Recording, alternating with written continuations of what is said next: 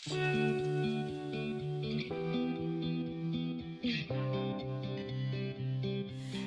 guy I've met, we fell in love at a bad time.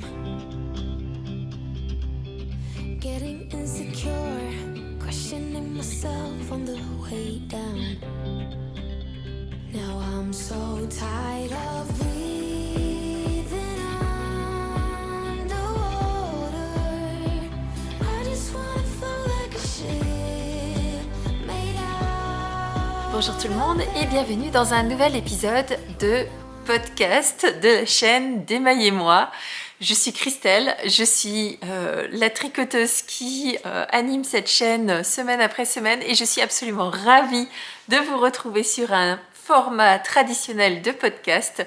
Et j'ai tellement de choses à vous montrer que j'ai tricoté, terminé ou démarré courant du mois de décembre, que je pense que je vais séparer tout ça en 2 podcasts où vous aurez une majorité d'objets terminés maintenant et on va dire une reprise de rythme normal avec des objets terminés et des objets en cours et des projets en cours sur le podcast de la semaine prochaine. Mais avant tout, bienvenue si vous arrivez ici pour la première fois, comme je l'ai dit avant, moi c'est Christelle, je suis une Alsacienne passionnée d'art du fil et je reviens vous voir semaine après semaine, soit sur des formats vlogs, soit sur des formats podcast. En tout cas, ici on parle laine, on parle tricot, on parle fil, bref, on parle créatif. Et puis si vous revenez et que vous êtes là depuis longtemps, merci, bienvenue, coucou tout le monde, je suis ravie de vous retrouver en format normal hors vlogmas. Pas que j'ai pas aimé les vlogmas, mais je trouve quand même que le complément vlog podcast, c'était quelque chose qui m'a manqué pendant ce mois de décembre. Donc j'espère que tout le monde va bien. Aujourd'hui, moi j'enregistre en avance ce podcast pour que vous l'ayez le 31 décembre, le dernier jour de l'année. Donc je vous souhaite pas encore tous les vœux et tout ça, je vous le ferai le mercredi qui suit. Mais en tout cas, voilà, je suis ravie de terminer cette année avec vous. À l'heure où vous regardez cette vidéo, moi, je suis à la chasse aux aurores boréales et j'espère pouvoir vous ramener quelques magnifiques images de ceci. Donc, comme on disait, ici, on est sur un format podcast, donc on va parler réception laineuse, parce que, oui, on est à la fin de l'année et il y a une petite dernière là qui vient d'arriver et qui va rejoindre mon stash. Et pas des moindres puisqu'il s'agit de la box Lane of Throne, la dernière box Lane of Throne, et je suis sous le charme de cette box. Je pense que... Bon, bref, je vais la détailler avec vous. Ensuite, on parlera objet essentiellement terminé. Je sais pas, peut-être que j'intercalerai un objet en cours, on verra.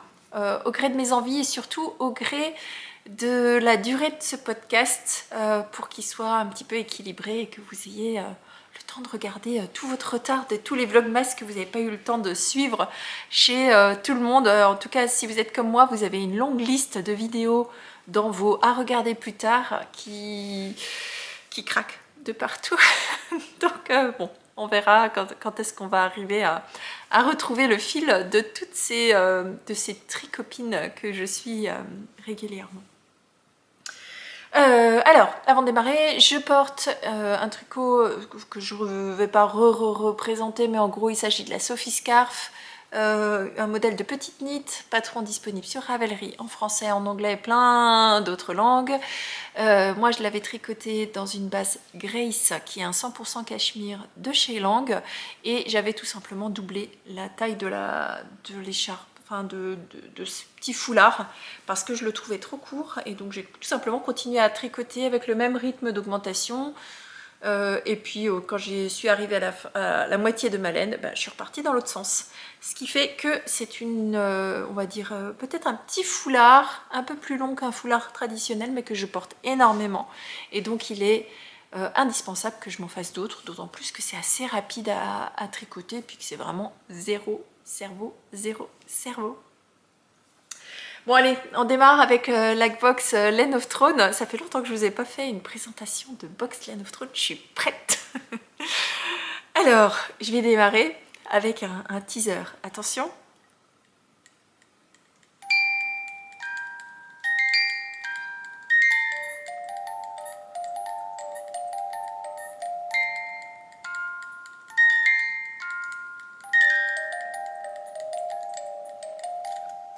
Le premier goodies de cette box Game of Thrones, et j'avoue que je l'attendais, celui-ci, mais alors de pied ferme, la petite boîte à musique Game of Thrones avec la petite musique qui va bien.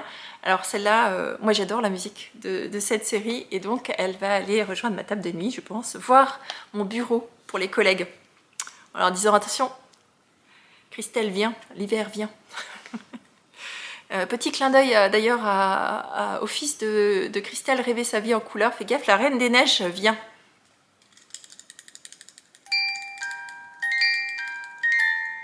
J'arrive. Bon, ensuite, qu'est-ce qu'il y avait dans cette box? J'arrête de faire le clown. Promis, on est nouveau sur un format podcast, donc il faut que je me recentre et que j'oublie tout ce côté un peu foufou que je mets parfois dans les vlogmas. Bon, qu'est-ce qu'il y avait dans cette box? Parce qu'il y avait plein de choses intéressantes. Alors, il y avait 2 écussons, à nouveau, des thermocollants. Vous avez vu que j'ai utilisé les premiers. J'ai un plan pour les suivants. Bon, bah, ceux-là, j'ai pas encore de plan, mais je pense que je leur trouverai une place, forcément. Donc moi j'aime bien ces petites choses là, comme je couds et que je fais des sacs à projet et tout ça, ça peut me permettre de faire pas mal de petits ouvrages. Alors là, comme c'est des écussons, c'est vraiment typiquement, je peux mettre ça sur un sac, une besace ou une banane, ou enfin en tout cas clairement très pratique. Ensuite, qu'est-ce qu'il y avait? Alors je vais peut-être pas, est-ce que je vous montre tout? Ouais, je vais vous montrer presque tout. Il y avait un petit sticker avec Daria et sa grande sœur, Sansa. Ensuite, on avait Jon Snow, ainsi que The King of the Night, le roi de la nuit, donc qui viendront compléter ma petite collection. Ceux-là, il faudra que les mettre de côté parce que sinon, on va me les piquer. Alors, comme dans toutes les autres boîtes, il y avait un marqueur de projet de la maison de Calixen. Cette fois-ci, ben, principe, hein, là, on est sur la dernière box et donc on est blanc et bleu, hein, puisque clairement, on est dans ce domaine-là. Est-ce que je vous intercale la laine? Non, je ne vous intercale pas la laine. Je continue à vous parler de goodies de tricot, puisque dans cette box, il y avait aussi une étiquette. L'hiver est là. Hello Winter, pardon, pas l'hiver est là. Hello Winter, coucou. Donc ça, typiquement, je le mets en bas d'un tricot. C'est parfait. Il y avait un pins. Il y avait le traditionnel petit charme, le roi de la nuit. King of the Night. Et alors, il y avait des choses très gourmandes. Alors, il y en a une qui est arrivée cassée, c'est dommage. Mais grosso modo, il y avait des sucettes Duval avec 3 goûts différents. Donc, celle-ci, elle est goût barbe à papa. Je la dégusterai avec mon gilet barbe à papa, dont je vous parlerai certainement. Est-ce que je vous en parle là ou pas? Je verrai. Peut-être dans cet épisode ou l'épisode prochain. Une sucette avec un goût menthe blanche. Et la troisième, elle est un goût morito. Donc des petites gourmandises qui vont bien. Et maintenant, je vous montre la laine. Donc le kit, il s'appelle Winter is here. Donc l'hiver est là. Et sans surprise, c'est exactement à ce à quoi je m'attendais. On est sur du bleu, du noir, du blanc. Et regardez les chevaux de cette dernière Game of Thrones. Donc c'était une collection de 6. Moi, j'ai acheté les 6 avec les goodies, puisque vous le savez, si vous êtes là depuis longtemps, je suis une grande fan de Game of Thrones. Donc j'étais ravie de suivre tous ces épisodes. Donc là, on est dans les tons froids, on est dans les tons d'hiver, beaucoup de bleus différents. Des couleurs qui vont énormément plaire ici à la famille, avec un kit. Alors moi j'ai pris la version kit à chaussettes, hein, puisqu'il y a différentes façons d'acheter vos écheveaux. Moi j'ai pris le kit à chaussettes et le petit mini, il est bleu nuit. Voilà, clairement, c'est la nuit noire, hein. Donc là, très très facile pour réaliser une paire de chaussettes. Je sens que ça va encore être la foire d'empoigne, ça c'est typiquement... Alors moi j'aime beaucoup, mais c'est typiquement ce que mes 2 hommes aiment à la maison. Et donc il va falloir encore que je me batte pour savoir qui c'est qui l'obtient. Donc après il y avait d'autres petits goodies, mais je vais quand même pas lever le secret pour savoir la totalité de ce qu'il y avait dans cette box Lane of Throne. Je crois que Ludivine de Arco Iris Yarn le dévoile en totalité sur son Instagram. En tout cas, j'ai été ravie, voilà, de suivre cette saga Lane of Throne. Il me tarde de savoir quelle sera, voilà, comment seront les moodboards de l'année prochaine. Bon, on verra l'année prochaine. Bon, maintenant qu'on a fait une introduction, si je me souviens bien, parce que je crois que je suis rouillée du podcast depuis le temps, maintenant, il faut que je vous parle d'objets terminés ou d'ouvrages en cours. Et ben, je pense que je vais commencer par vous emmener sur un ouvrage terminé.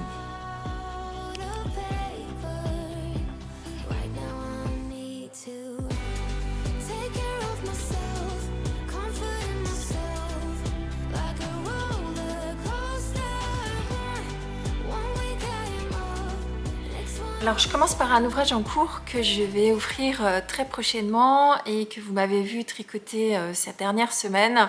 Et j'en profite parce que tout simplement lors du prochain podcast, eh bien, je ne l'aurai plus en ma possession puisque je m'apprête à les emballer. Alors je vous avais montré il y a quelques temps une paire de chaussettes que j'avais réalisée en Lazy Lion de chez Kremke. Donc c'est une laine qui est...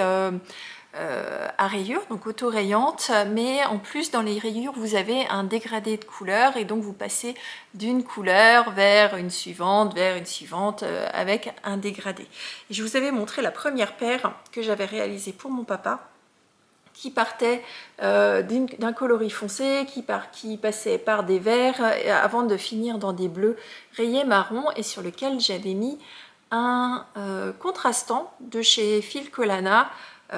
Et j'avais eu voilà, l'aide d'une gentille abonnée, l'une de vous, qui m'avait aidé à choisir le contrastant parfait.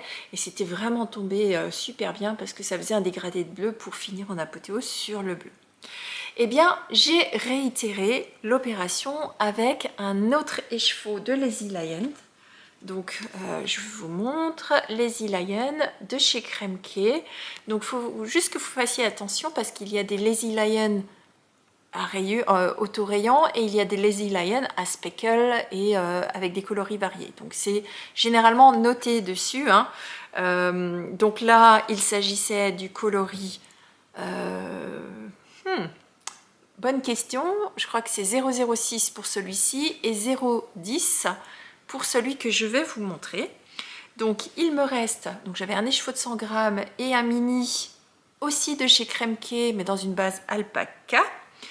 Sur le mini de 25 grammes, il me reste 5 grammes. Et donc j'étais partie sur une couleur neutre. Là aussi, c'est l'une de vous qui m'a aidé le même jour d'ailleurs à choisir les deux mini les deux couleurs contrastantes qui pouvaient s'associer avec ces couleurs, avec ces écheveaux. Il me reste 2 fois 16 grammes de ce coloris auto-rayant. Donc j'ai une petite boulette que j'ai déjà mis dans mes restes et il me reste encore une fois 16 grammes. Ce qui veut dire que grosso modo j'ai utilisé 70 grammes de mon écheveau principal et 20 grammes de mon contrastant. Donc pour une chaussette homme que j'ai réalisée en 90 mailles, en 72 mailles sur mes aiguilles circulaires tricoté en 2,25. Donc moi c'est comme ça que je tricote mes chaussettes.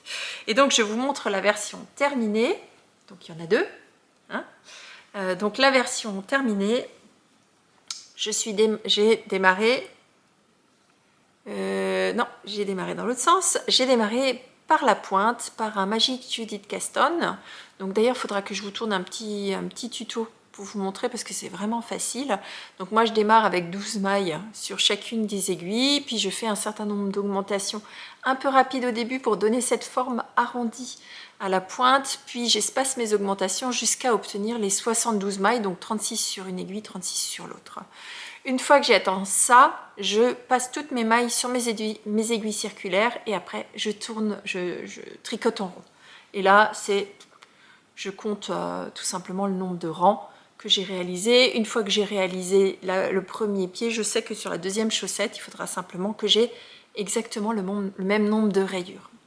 Donc là, ce coloris il partait d'un début anthracite avec un gris qui se dilue petit à petit. Et en deuxième rayure, il y avait du marron. Alors c'est rigolo parce que sur les bords du marron, vous avez un petit rappel du coloris contrastant. Donc ça faisait une espèce de transition comme si le contrastant était fait exprès, alors que c'était complètement un pur hasard. Une fois que ces deux coloris sont passés, on a basculé vers du kaki et du marron. Donc là j'ai intégré mon talon en shadow wrap que je tricote en même temps que ma chaussette. Moi je fais pas de talon après coup, j'aime pas tellement faire ça. Et une fois que j'ai fini mon talon, j'ai continué à tricoter en rond en observant le dégradé des couleurs, et donc on finit avec un quasi noir et un autre type de marron, un petit peu différent de celui d'avant. Et ensuite, j'ai fini avec des côtes 1-1 demi-torse. Donc demi-torse, c'est que je torse la maille en droit, donc je la tricote par le brin arrière. Par contre, la maille envers, je ne la torse pas, je la laisse telle qu'elle. Et ensuite, j'ai fait mon rabat tubulaire à l'aiguille à l'italienne, mon rabat à l'italienne à l'aiguille, que vous pouvez retrouver. Je vous ai fait un tuto pendant les vlogmas, et je pense d'ailleurs que je vais vous en faire une vidéo séparée parce que plusieurs d'entre vous m'ont demandé dans quel épisode c'était. Donc je l'ai mis dans le titre, mais je pense que je vous le mettrai aussi dans une vidéo séparée pour que vous puissiez retrouver la technique pour faire ce joli rabat. Je vous le montre. Ce joli rabat qui fait une finition parfaite, et surtout qui est bien élastique et qui tient bien, qui est parfait pour des côtes 1-1. Donc ces deux paires de chaussettes, je vais les emballer maintenant que je vous les ai montrées en podcast, puisqu'elles sont à destination de mon papa. Donc au départ, il devait y en avoir une pour mon papa et une pour mon mari. Au final, elles sont toutes les deux pour mon papa, puisque mon mari préfère les coloris qu'il a choisis lui-même, qui est un peu difficile, mais comme il aime trop, disons qu'il a ses goûts à lui. Et donc il aime pas forcément tout, et pour les chaussettes, moi je suis moins difficile, moi je mets un petit peu tout, mais il a des goûts auxquels je m'attends pas, et je l'ai vu pendant les vlogmas. J'ai reçu on a ouvert ensemble 3 bulles de laine de chez Laine de Mout, et il y a l'un des coloris, je m'attendais absolument pas à ce qu'il le choisisse lui, mais il a sauté dessus en disant mais ça c'est pour moi. Donc voilà. Donc là, moi, je vais prendre le temps d'emballer ça bien correctement, et je vais les offrir à Noël pour mon papa. J'espère que l'année prochaine, je pourrai lui en offrir un peu plus, en tout cas au moins une paire de plus, puisque c'est dans mes objectifs de lui en faire un jeu de 3 paires de chaussettes. Je sais qu'il les aime, il les met énormément. D'ailleurs, à chaque fois, quand il vient chez nous, il met exprès la paire de chaussettes, la seule et unique paire de chaussettes que je lui ai tricotée. Et là, il soulève le pantalon et il me dit ah, j'ai bien chaud aux pieds. Donc, à chaque fois, je dis ah, ben c'est parce que tu portes mes chaussettes. Alors que je sais très bien qu'il porte mes chaussettes. Mais à chaque fois, il le fait. Tiens, regarde, j'ai carrément mis seulement des chaussures ouvertes. Alors, il met des sabots pour aller dans le jardin. Et il met exprès les chaussettes. Je dis mais papa, mais mets des chaussures fermées. Oui, mais sinon on voit pas les chaussettes. Ok, je te ferai des chaussettes plus hautes pour qu'on les voit plus. Bon, en tout cas, ça fait plaisir de tricoter pour des gens qui apprécient et qui mettent en fait les vêtements qu'on leur porte. Et principalement quand c'est des chaussettes, j'ai l'impression qu'à chaque fois que je tricote des chaussettes pour quelqu'un, ce quelqu'un devient addict aux chaussettes tricotées. Il faut dire que quand on a goûté aux chaussettes tricotées et qu'on les a portées, on n'a plus envie de revenir sur d'autres types de paires de chaussettes, surtout quand il fait super froid comme ça. Bon, voilà pour le premier ouvrage terminé de cette semaine. Maintenant, je vous emmène... Qu'est-ce que je vous montre maintenant? En fait, j'ai trop de trucs à vous montrer et du coup, je sais pas dans quel ordre je vous montre quoi. Allez, je vous emmène dans un projet en cours. On fait un mélange. À tout de suite.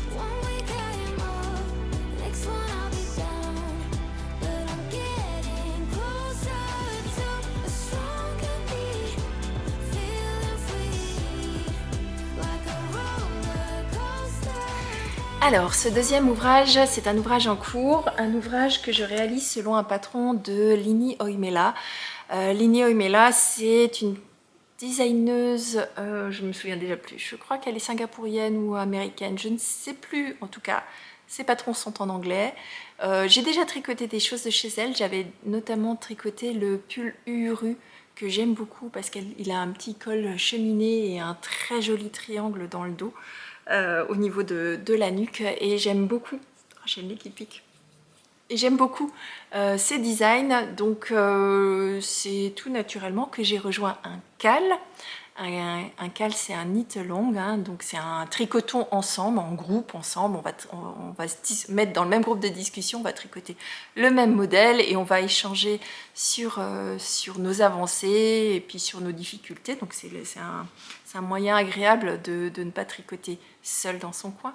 Donc moi j'avais rejoint ce CAL, c'est un CAL qui a été lancé par Eve de la chaîne EV3, qui est également une teinturière de laine, et qui a démarré le 1er décembre, il me semble. Donc moi j'ai choisi, j'ai le nez qui pique, c'est horrible. Ça c'est quand on tricote de l'alpaga, ça pique le nez parfois. Ou le mohair, parfois vous savez le petit fuzz de mohair là que vous avez sur la langue, et puis... Bon, bref, moi j'ai choisi de tricoter ce gilet là dans une laine de chez Drops que j'avais en stock. Vous vous rappelez que, je pense que vous l'avez vu d'ici là, oui vous l'avez vu d'ici là, en 2023 je tricote une grosse partie de mon stock. Donc ce gilet ne fait pas exception puisque je tricote dans une laine de chez Drops qui est un brushed alpaga silk, sur lequel j'avais exactement la quantité nécessaire dans la couleur que je voulais pour ce modèle. Donc exactement la quantité nécessaire, c'était chaud parce que j'ai choisi de tricoter cette base là alors qu'elle est 2 fois moins épaisse que la laine préconisée, et donc je la tiens en double. Donc il me fallait le double de métrage, mais à la pelote près, c'était exactement ce que j'avais dans mon stock, donc ça tombait bien. Donc comme je le tricote en double, eh ben, c'est un gilet que moi j'appelle mon gilet Barbapapa. Donc c'est un squish de douceur, de moelleux, et alors c'est léger comme tout. Alors je vous montre où j'en suis. Alors on démarre par le haut, ici par le col, où on tricote en aller-retour, tout en faisant donc un coup à l'endroit, un coup à l'envers, tout en faisant des raglans, des augmentations au niveau des raglans. Vous voyez, ici il y a un raglan et il y en a aussi à l'arrière et de l'autre côté, avec un certain rythme d'augmentation, et vous faites en même temps des augmentations avec un rythme différent au niveau de l'encolure, puisqu'il s'agit d'un gilet avec une encolure en col V.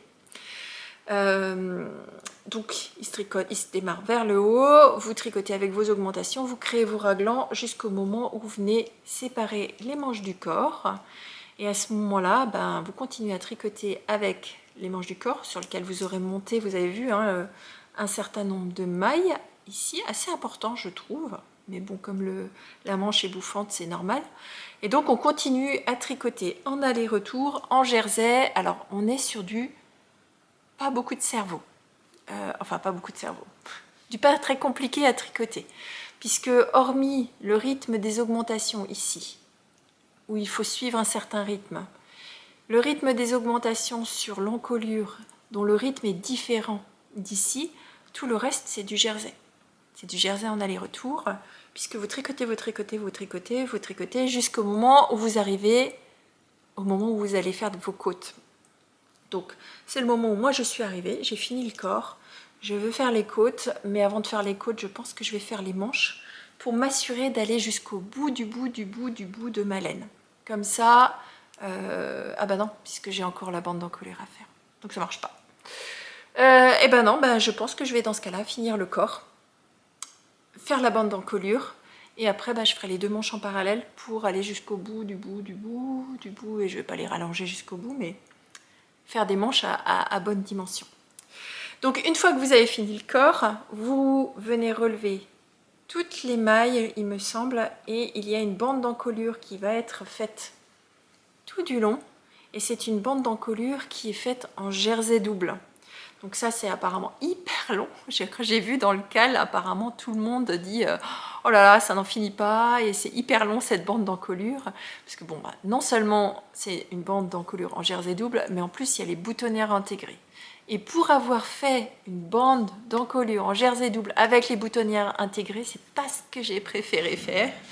Donc on verra, quand je serai à ce moment-là, si je fais la bande d'encolure, si je fais la boutonnière directement dedans, ou si par la suite je mets peut-être des boutons pression sur ce gilet. Peut-être, on verra, ou peut-être autre chose. Donc c'est un gilet qui se tricote avec des grosses aiguilles. Vous tricotez les côtes en aiguilles normalement préconisées en 5,5 et en 6,5 pour la partie jersey. Moi j'ai dû descendre d'une demi-aiguille, mais c'est normal, j'ai pas la même laine, j'avais pas tout à fait le même échantillon, donc je suis partie en aiguille 6. Et pour ça, eh bien, il a fallu que j'en achète parce que j'en avais pas dans mon kit.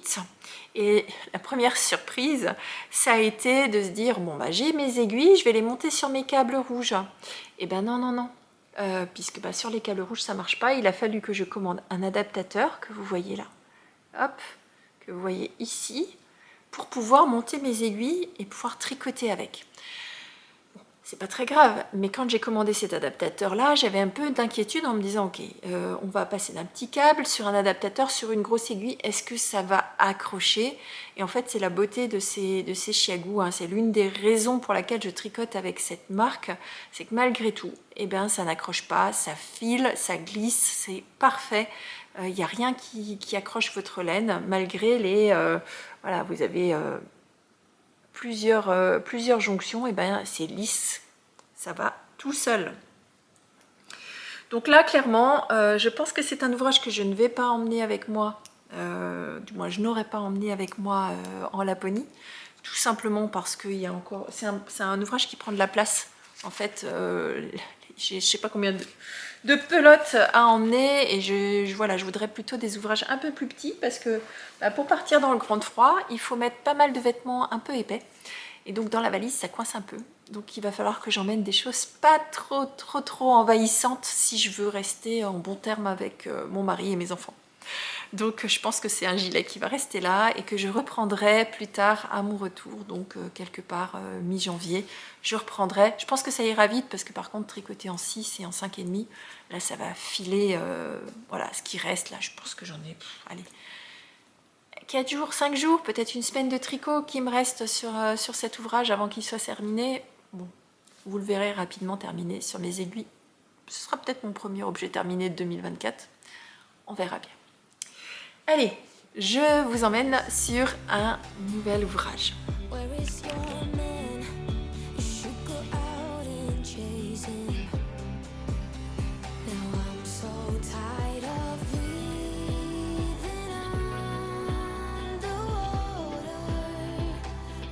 Alors, pour vous présenter ce troisième ouvrage, 1, 2, 3... je sais même plus combien je vous en ai présenté déjà.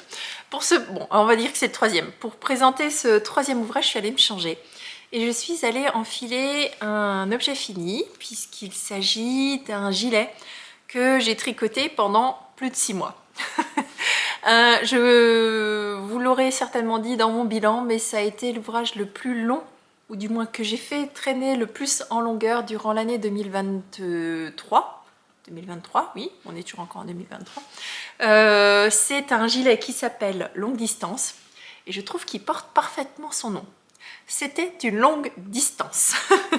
Il s'appelle Longue Distance, c'est un très joli design que j'adore énormément. Je l'ai laissé traîner parce que je me suis laissée disperser ou distraire avec d'autres ouvrages en cours qui arrivaient à chaque fois avant, parce que j'étais aussi incertaine de savoir si cette couleur verte allait m'aller en termes de colorimétrie, et donc forcément l'un dans l'autre, c'est un ouvrage qui a à chaque fois pris, on va dire, qui n'a pas pris la priorité par rapport aux ouvrages que j'étais en train de tricoter.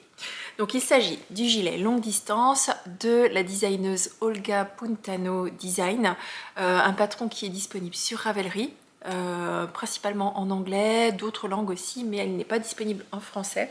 C'est un gilet qui se tricote du haut vers le bas en une seule fois, y compris la bande de boutonnage. Donc vous démarrez par la partie arrière ici, par une petite bande de colle, comme si vous vouliez faire un col châle. Vous tricotez ces petites bandes de colle qui est en côte, hein, en côte 1-1, voilà, que vous tricotez en 3,25, puis vous venez récupérer et faire la même chose de l'autre côté, puis vous récupérez l'ensemble des mailles et vous partez sur un tricot aller-retour dès le départ. Donc une fois que vous avez fait ça, vous continuez à tricoter en 3,75 pour le corps, mais en 3,25 pour la bande d'encolure. Ce qui fait que lorsque vous tricotez votre ouvrage, vous avez en même temps 2 paires d'aiguilles sur les bandes d'encolure, plus un jeu d'aiguilles sur la partie centrale. Donc vous avez besoin de 3 câbles pour tricoter l'ensemble. Alors vous avez totalement la possibilité de faire, de dire bon bah tant pis, moi je veux pas une bande d'encolure resserrée et je la fais en même aiguilles que le reste, mais je trouve que ça perdrait de sa superbe. Donc c'est un gilet ensuite que vous tricotez en aller-retour avec 3 jeux d'aiguilles, donc forcément ça a pris un petit peu de temps et puis c'était pas forcément le plus agréable ni le plus facile à emmener à droite à gauche, et vous rajoutez à ça une très jolie bande qui est sur toute la partie de l'épaule puis sur toute la manche, et c'est ce qui fait la beauté de ce gilet, je trouve. Toute une partie de torsade, et je me suis amusée à calculer le nombre de torsades qu'il y avait sur ce gilet. Il y a 1300 torsades pour ma taille et ma longueur de bras. Moi j'ai des bras un petit peu plus longs, j'ai toujours été obligée de rallonger légèrement mes bras, sauf pour celle-ci où si je mets mon bras correctement c'est un petit peu trop long, mais au final ça se passe bien. Donc finalement j'ai pas si autant besoin que ça de reprendre les mailles, la longueur des manches. Si vous m'avez suivi pendant les vlogmas, vous savez que j'ai un petit peu pesté sur la longueur des manches en me disant ah je les ai fait trop longs, il va falloir que je les raccourcisse. Finalement avec quelque chose en dessous, vous voyez, ça se place correctement. Alors ça fait un petit peu de bourrelet, mais c'est pas très grave au final. Donc 1300 torsades, vous êtes obligé de suivre un diagramme sur toute cette partie de torsade parce qu'elles sont pas du tout, elles sont jamais dans le même sens. Et moi, je sais pas si vous êtes comme moi, mais moi j'ai pas réussi à retenir le rythme. C'est un diagramme qui a 20 rangs au total. Et puis j'ai pas réussi à retenir le rythme de quelle torsade allait dans quel sens. Pourtant, c'est un patron qui est lisible. Mais je ne sais pas pourquoi. J'ai suivi mon diagramme hein, avec mon application qui s'appelle Knit Compagnon, qui est une application que j'ai sur mon iPad. Et j'ai tout simplement continué à suivre en déplaçant ma ligne à chaque fois sur le rang où j'étais. C'est pas très grave, mais ça en faisait un projet qui n'était pas très nomade, entre les 3 aiguilles, plus l'aiguille à torsade, parce que c'est des torsades de 2. Donc vous pouvez pas... enfin moi j'arrive pas à les faire sans aiguille. À force de perdre des mailles, j'ai dit bon bah je le fais avec une aiguille auxiliaire. Donc les 3 jeux d'aiguilles, l'aiguille auxiliaire, le fait que vous ayez besoin du patron en permanence, ça en faisait vraiment un projet qui était absolument pas nomade du tout.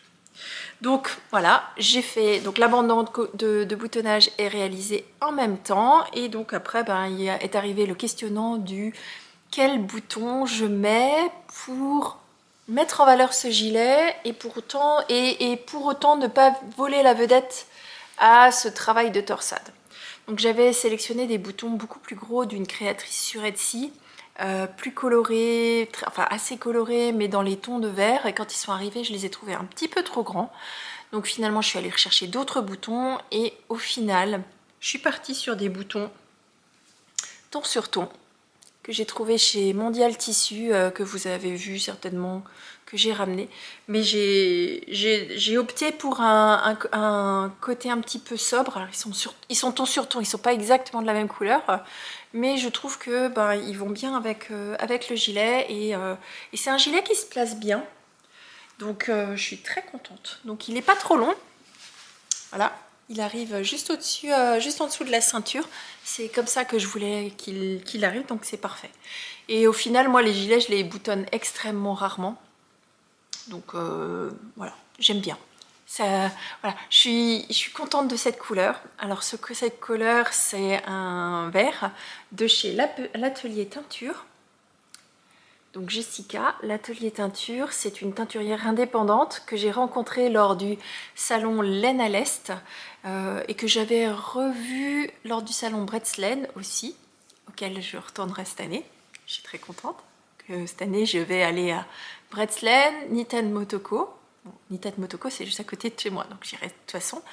Et il y a de grandes chances que j'aille au Nitit avec ma belle-sœur. Donc c'est cool. 3 salons. 3 salons et un objectif de stache à moitié. Ça va être le gros challenge de ma vie. Donc, soit il faut que je tricote 2 fois plus, soit il faut que je sois raisonnable dans les salons. Et ça, je suis pas sûre d'y arriver. Donc, je me perds.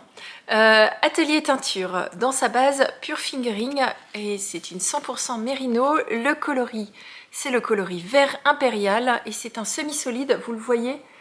Il fait des nuances partout dans le gilet et c'est ce que j'aime moi dans la teinture chez les teinturières indépendantes, c'est tout ce travail de couleurs, voilà, notamment dans la recherche de coloris, mais aussi voilà, dans le fait que ce ne soit pas totalement uni finalement. Donc là, on est en 100% mérino, c'est une fingering, donc ce qui veut dire que c'est 400 mètres pour 100 grammes.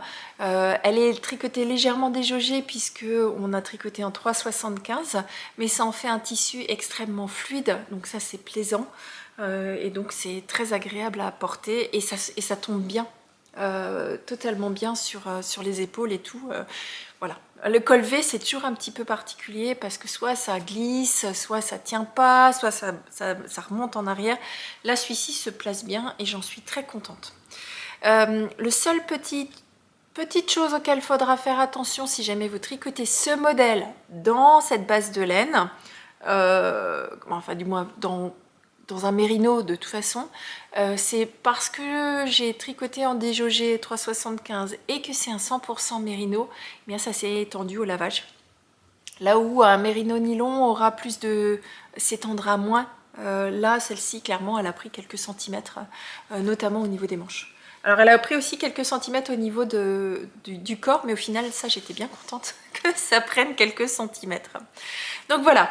Un objet terminé, que j'ai terminé durant les vlogmas, mais que je ne vous avais pas présenté en podcast et sur lequel je n'étais pas revenue. Est-ce que je vous le conseillerais? Oui.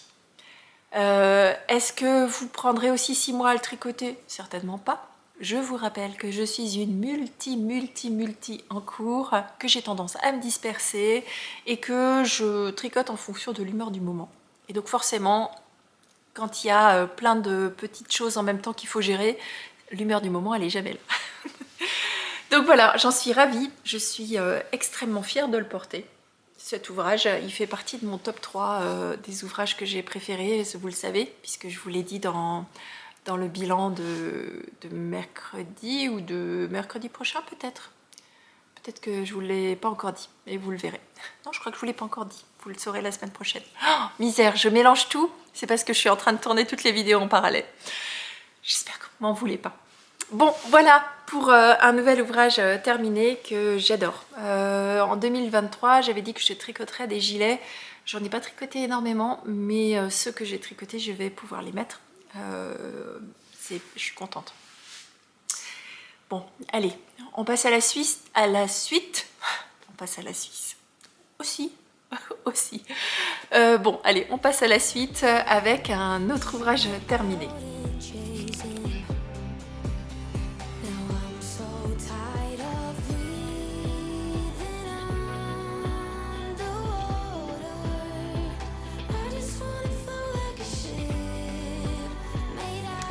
Alors cet autre ouvrage terminé, c'est aussi un ouvrage que je vais offrir à Noël et donc il faut que je vous le montre avant que mon mari en prenne possession parce que je sais d'office que je ne pourrai pas le récupérer si je lui offre, voilà.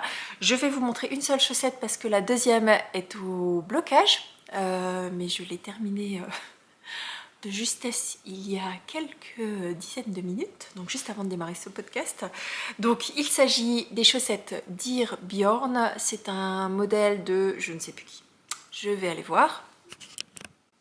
Bon, on va dire que c'est un modèle de fibre créative parce que quand je lis le nom de la créatrice, je suis pas sûre d'y arriver. Natalia Sinelchikova. Je suppose que ça doit être ça, et si j'écorche son nom, j'en suis désolée. Bon, en tout cas, Fibre Créative. Et donc c'est un patron qui est sorti la première fois dans le livre 52 Weeks of Socks que j'ai, et que j'ai finalement pas beaucoup tricoté, enfin pas du tout tricoté, puisque c'est le premier modèle que je tricote depuis ce livre. Donc cette paire de chaussettes, je l'ai tricotée pour mon mari, je l'ai tricotée en taille 72 mailles. Dans une laine de chez Stardust Spinnery, qui est une teinturière indépendante allemande. Je suis passée sur une base de laine qui s'appelle Yak Socks, qui est un mélange de 70% mérino, 20% yak et 10% de polyamide. C'est une épaisseur fingering, 400 mètres pour 100 grammes, et moi j'ai tricoté avec des mini circulaires en taille 2,25. Voilà, un modèle qui est assez facile, sur lequel j'ai réalisé quelques petites modifications ou simplifications pour adapter, pour revenir sur le talon que je préfère. Donc je vous montre, voilà ce que ça rend. Donc c'est un modèle qui a des torsades, enfin du moins un jeu de torsades une que vous réalisez sans aiguille auxiliaire cette fois-ci, hein, pas comme ici. Là aussi, il y en a beaucoup, il y en a partout, mais c'est des aiguilles une, donc ça se réalise directement sur vos aiguilles. Donc c'est un jeu de mailles glissées et de torsades qui sont tout simplement décalées au fur et à mesure. Donc je vous en dis pas plus parce que le patron est payant.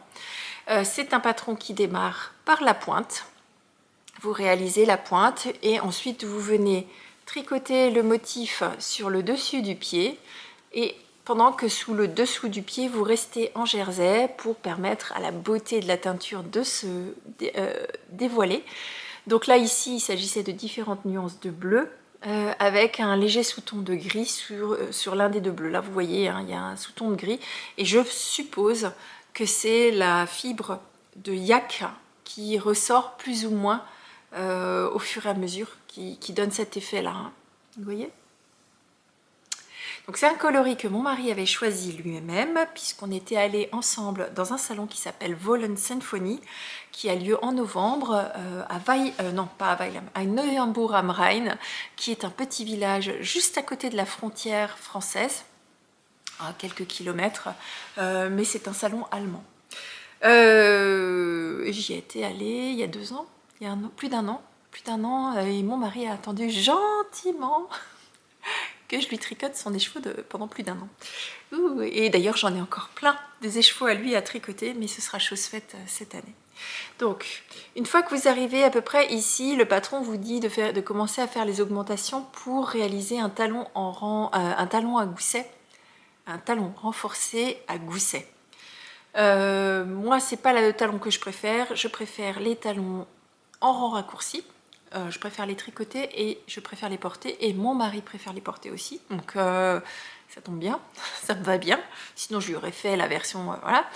Donc finalement j'ai changé le talon et j'ai mis un talon en shadow wrap, et arrivé à la fin du talon je suis partie avec le même motif, sauf que cette fois-ci on est sur la tige, et donc j'ai réalisé le motif sur la totalité de la tige.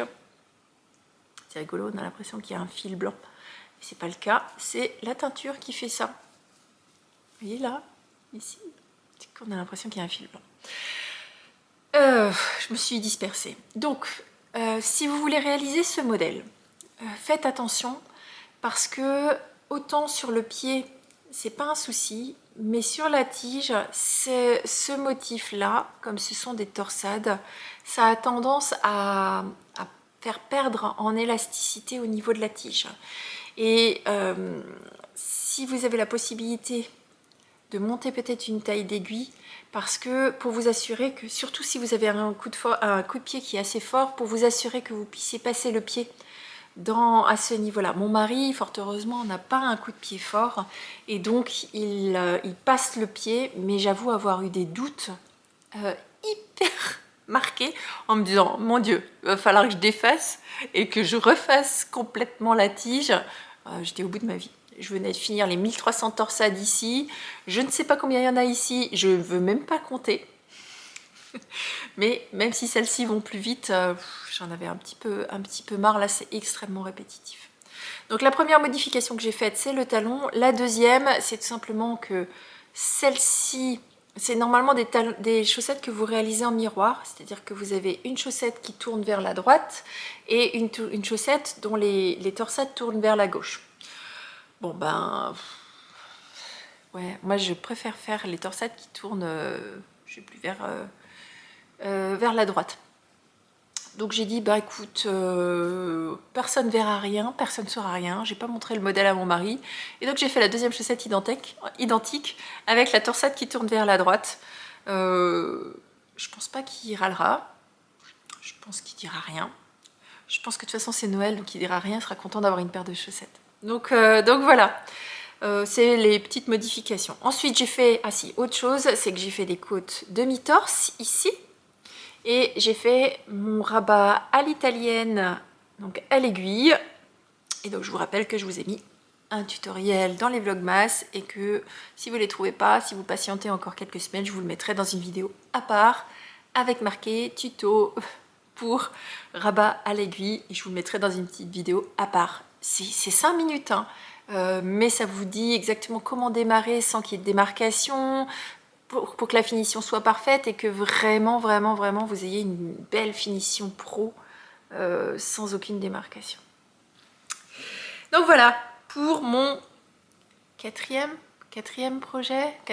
ouvrage en l'occurrence, puisqu'ici on n'est plus sur un projet, c'est un ouvrage qui est terminé. Allez, je vais réfléchir et je reviens avec quelque chose d'autre encore à vous parler. Je sais pas encore lequel. Plouf, plouf, plouf. So now I'm about to take care of myself, comfort in myself, like a roller coaster. One week I am off, next one I'll be down. Alors, le dernier ouvrage dont je vais vous parler aujourd'hui, et puis après je pense que je m'arrêterai, au moins que je vous fasse encore un petit dernier après, on verra. Le dernier ouvrage, c'est un châle. Un châle que j'ai démarré, qui est en cours. En fait, j'ai plein d'ouvrages terminés, mais je vous les montrerai la semaine prochaine. Parce que je voudrais vraiment prendre le temps et d'être un petit peu moins, pas en stress, mais dans le rush de vous montrer tout ça. Donc ce dernier ouvrage dont je vais vous parler, c'est un châle que je réalise selon un patron qui s'appelle Vague à l'âme de Aline Valentin. Un patron qui est connu, hein, il y a plein de gens qui l'ont déjà tricoté. Moi, j'ai tout juste démarré. C'est un ouvrage que je réalise en duo, façon lièvre et la tortue. Moi, je suis la tortue. Je suis en duo avec ma tricopine Christelle de la chaîne Rêver sa vie en couleur. Bisous ma Christelle. Rappelle-toi, hein, à la fin, la tortue, elle rattrape le lièvre, donc vas-y, continue, j'arrive doucement, mais sûrement. Donc c'est un châle qu'on a démarré plus ou moins ensemble à quelques jours d'intervalle, mais sur lequel j'ai décidé de me faire une pause pour pouvoir terminer mes cadeaux de Noël, mais qui va remonter sur mes aiguilles là. Maintenant, parce que clairement je veux l'avancer, je veux le porter surtout, et j'ai vraiment trop hâte de le porter. Alors c'est un châle qui n'est pas très compliqué, en tout cas pour la partie de démarrage, mais le rendu je le trouve magnifique. Je le tricote dans 2 laines de l'écheveau solidaire. L'écheveau solidaire, Lily. Et la première laine de ces deux-là, c'est une base. Oh, je suis rouillée du podcast. Je suis rouillée du podcast, difficile à dire. Hein. La première, c'est une base qui s'appelle Equinox. Equinox, qui est une base 50% yak, 50% soie. Et ici, moi, j'ai choisi de partir sur un coloris non teint. Regardez-moi la brillance de cette base Equinox. Je l'ai déjà tricoté une première fois dans un pull en bleu marine. C'est somptueux. C'est une merveille de douceur. Par contre, comme il y a 50% de soie, ça glisse un petit peu sur les aiguilles. Mais regardez-moi cette luminosité. Et là, la couleur est non teinte, ce qui veut dire que cette couleur-là, c'est la couleur du poil de yak. Donc c'est un joli... comment je pourrais... marron glacé, taupe. J'aime beaucoup. J'aime beaucoup. Donc j'avais acheté ces deux, donc j'ai deux écheveaux. Un premier qui est en cours là, qui est bobiné, le deuxième qui ne l'est pas. Je le laisse tranquillement respirer jusqu'à ce que je décide, enfin jusqu'à ce que j'arrive au moment où il faille le tricoter. Je les avais achetés au salon Bretslен, où j'avais rencontré Lily ainsi que Noémie You Need to Learn, qui était sur son stand, et une très belle personnalité. Noémie, j'aime beaucoup.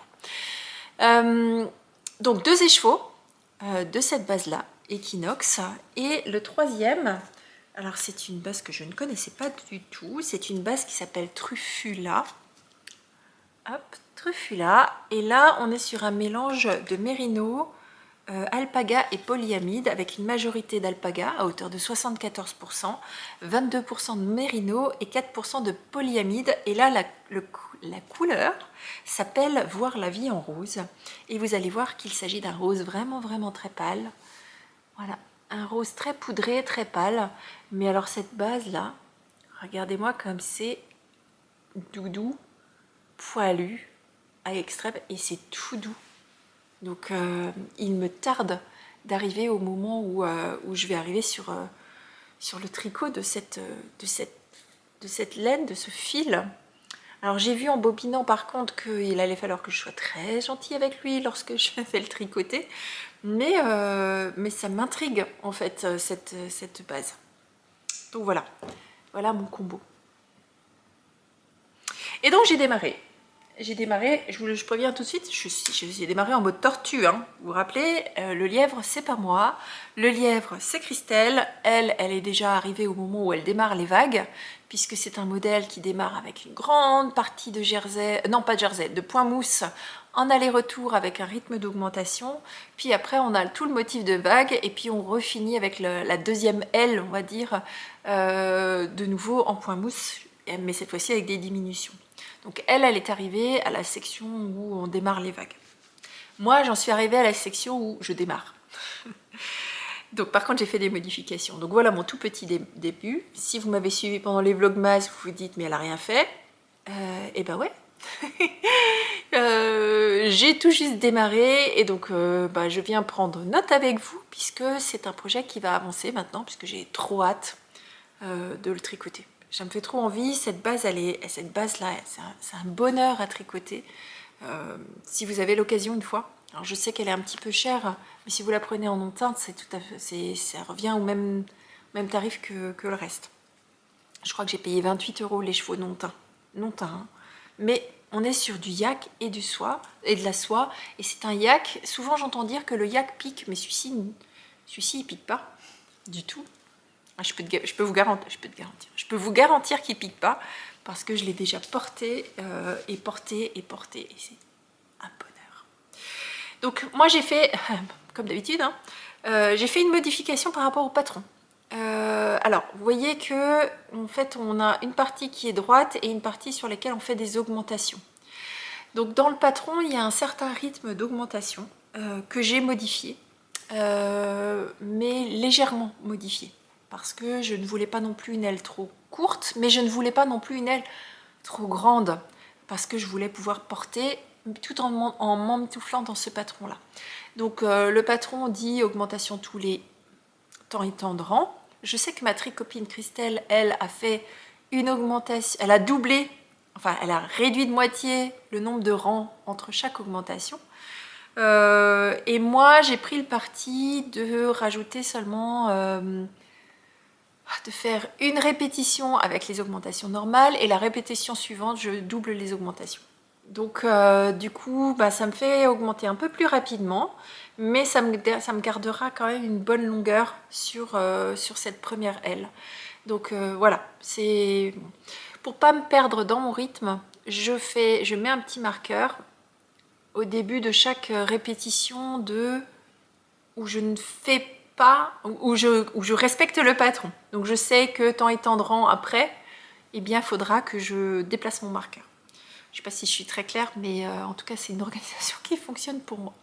Donc là on tricote en 3,75. En 3,75, donc c'est un peu beaucoup déjaugé, et comme c'est en point mousse, c'est bien moelleux, donc je pense que ce sera bien fluide. De toute façon avec cette base là, hein, vous voyez que On a une fluidité et un drapé qui a l'air vraiment sympathique.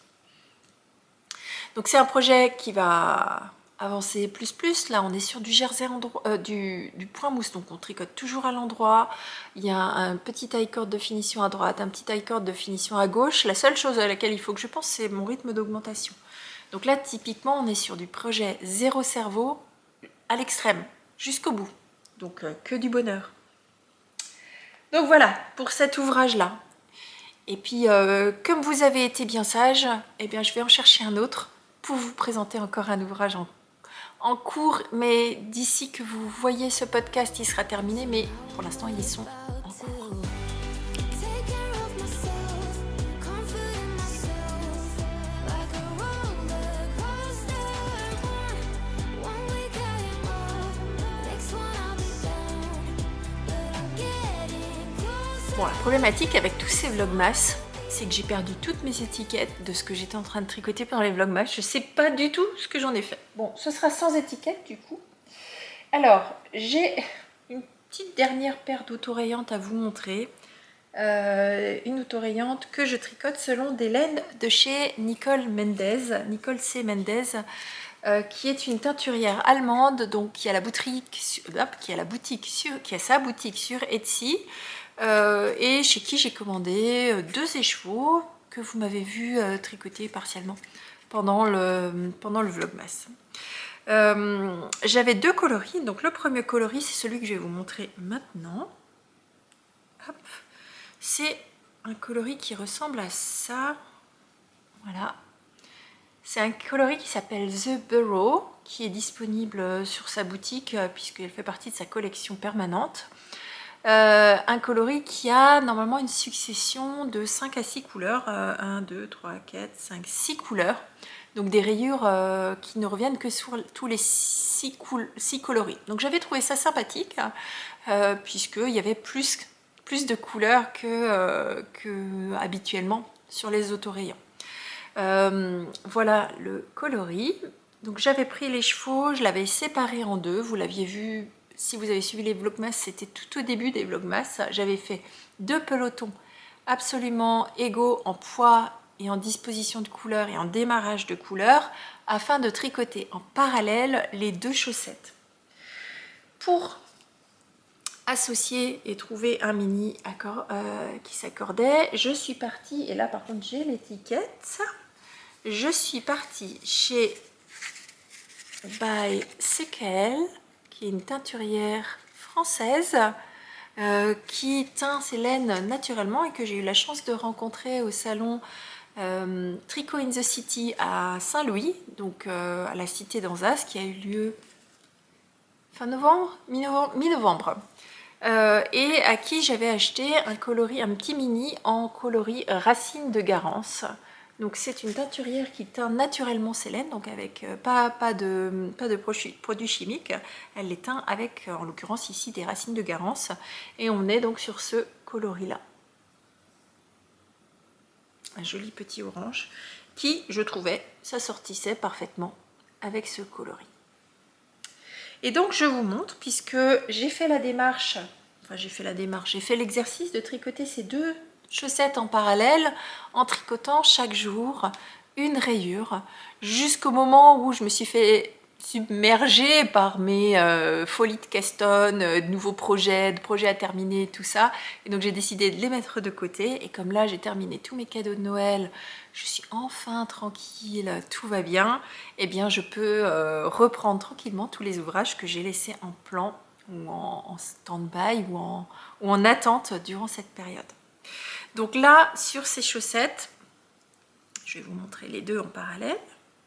Tac, tac. Voilà où j'en suis. Mets-toi bien, jolie chaussette. Montre comme tu es belle. Donc voilà où j'en suis. Je les avance en parallèle et je suis arrivée au moment où je vais faire les 2 talons. Alors je me suis fait avoir puisque j'ai calculé bêtement le nombre de rayures qu'il fallait que je tricote par rapport à mes habitudes des autres autorayantes, puisque les autres autorayantes, elles ont généralement 4 à 5 rangs de coloris, et là, plutôt 5 rangs que 4, et donc je sais exactement combien de rayures il faut que je fasse. Et là, comme il y avait 6 couleurs, eh bien les rangs étaient moins épais. Donc on était plutôt à 4 rangs avant de changer la couleur, ce qui fait que quand j'ai eu fait mon nombre de rayures habituelles, eh bien je me suis retrouvée avec un pied tout petit. Et bien sûr, je m'en suis pas rendu compte, j'ai tricoté les talons et il a fallu que je détricote les talons. Pas très grave, mais quand même. Donc voilà, donc je suis arrivée au même point sur les 2 chaussettes. Je vais continuer à les tricoter comme ça en parallèle pour tout simplement pour avoir une paire de chaussettes qui se finit en même temps. Et là, on est sur du zéro cerveau. C'est une fois que j'ai passé le talon, c'est du tricot en rond. Et je pense que je vais continuer à faire une rayure, une rayure, une rayure, une rayure, une rayure, une rayure, parce que clairement, je trouve ça sympathique. J'ai l'impression de changer de projet alors que c'est pas le cas. Quand j'aurai fini la première tige, j'aurai fini la deuxième aussi. Il me restera les côtes à faire, donc ça c'est chouette. Donc voilà pour ce petit dernier que j'ai dans un sac à projet. Je vais quand même vous le montrer, mon sac à projet. Vous avez beaucoup aimé, ceux qui ont regardé les vlogs. Les vlogmas, pardon. Un petit sac à projet au coloris de Noël. Je vais lui faire un nœud. Et je vous montre. Donc là encore, vous m'aviez vu le faire pendant la période de Noël. Et je vous ai mis, et celui-ci par contre le tutoriel il est déjà en ligne. Si vous regardez sur ma chaîne, vous avez un tutoriel qui vous permet de coudre un petit sac à projet pour chaussettes. Donc faites-vous plaisir. Là moi j'en ai fait un au thème de Noël. Je pense que voilà, au printemps je ferai un sac à projet printemps, un sac à projet été, en fonction des humeurs du moment et surtout en fonction des projets qu'il y a à l'intérieur. Et je m'étais amusée à accrocher des pompons. Vous savez les pompons des bonnets au bout parce que je trouvais que c'était trop... Voilà, pour faire un petit côté fantaisie sur ce sac à projet. Donc vous pouvez y aller, il est sur YouTube ce tutoriel et normalement, enfin les échos ou les retours que vous m'en avez fait, c'est qu'il est bien expliqué et il est totalement facile à suivre pour tous ceux et celles qui veulent réaliser ces sacs à projet. Donc voilà, moi je vais m'arrêter là pour cet épisode-là. J'espère que ce format podcast vous aura plu. Moi, je me suis sentie un petit peu rouillée à force de faire des vlogs. J'avais perdu un petit peu mes repères, mais je pense que ça reviendra relativement vite. Eh bien, j'ai plus trop de choses à vous dire, si ce n'est de vous souhaiter une très belle semaine créative. Je vous retrouve mercredi pour vous. Moi, je vous retrouverai vendredi pour l'enregistrement du podcast du dimanche d'après. Et puis j'aurai certainement énormément de choses à vous raconter parce que je vous raconterai la Laponie. Oui, je sais, je vous rabats les oreilles avec la Laponie. C'est fini, promis. Bon, allez, je vous fais des énormes bisous et je vous dis à très bientôt. Bisous, bye bye. Every guy I've met, we fell in love at a bad time. Getting insecure, questioning myself on the way down. Now I'm so tired of